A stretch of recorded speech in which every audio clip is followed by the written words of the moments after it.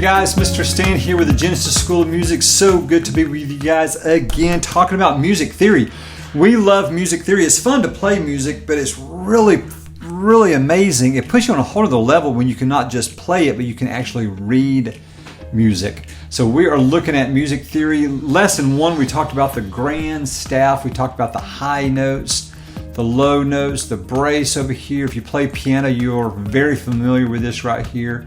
At the end of every song, there's the end line. Let's break this up real quick. Lesson 1, we talked about the staff. It's just the 5 lines. All music's written on the staff.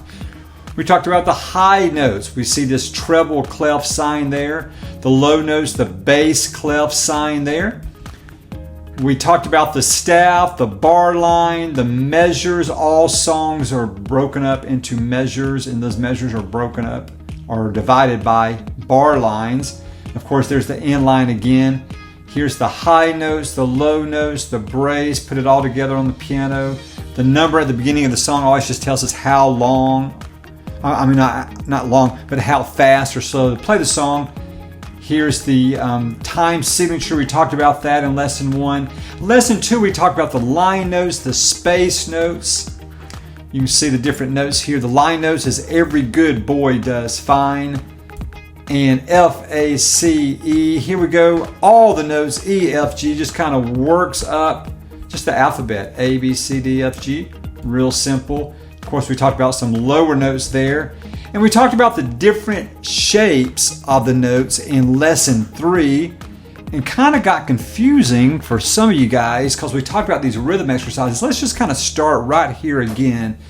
If I see some notes, let me see, our rhythm exercises have half notes, quarter notes, and eighth notes. So let's start with this again. Excuse me, if I see this right here, quarter notes, half notes, quarter notes, whole note, I know these each get 1 count, these get 2 counts because there's the shape, and that gets 4 counts. Let's do this line 1, 1, 2, here we go, 1, 2, 3, 4, 1, 2, 3, 4, 1, 2, 3, 4, 1, 2, 3, 4. So that, hopefully that makes sense. That is where we finished off last time. Here's some more music theory. As you start seeing different types of notes, you'll start seeing these little symbols. See those weird little symbols? Looks like a little B. That means that is a flat note. That always means it's half a step lower than what it normally would be. So if I see this is an F note, now I know that because we learned F, A, C, E. So that's an F note. So that's actually an F flat. So no matter what symbol or what note I see this symbol by, that means it's half a step lower. On the piano, it usually drops down to the black note.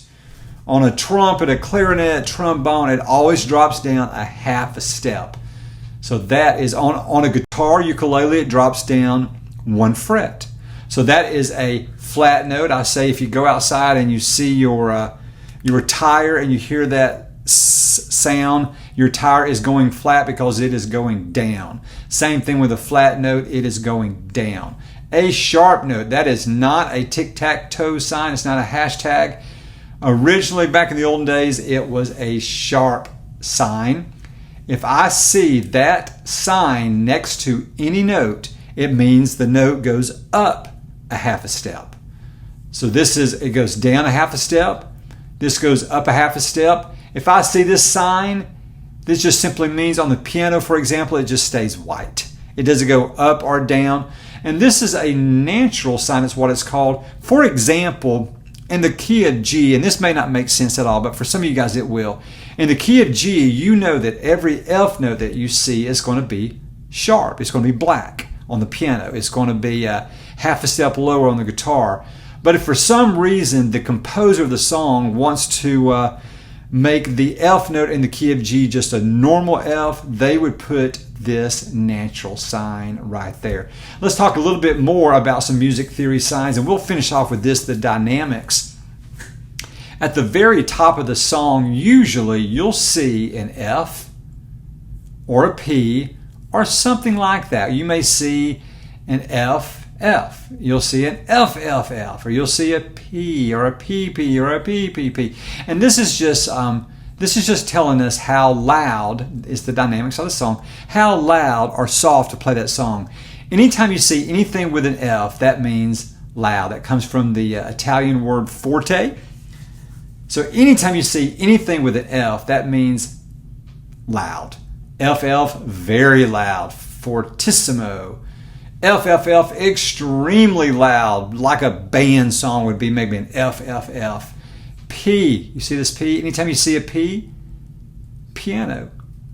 That means very soft. I love piano. My kids love forte.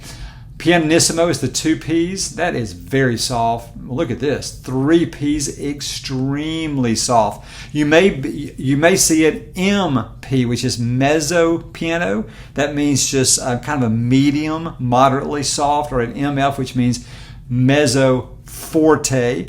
That's just another sign, and I did not put that on the sheet, but you may see that as well. We're going to finish off right here. Anytime you see this right here, that means crescendo, which means you are gradually getting louder in the song. Or you may see it this direction. That's a diminuendo, which is a decrescendo, is another way to say it, and that means gradually softer. So there's some things. Let's do a really quick review.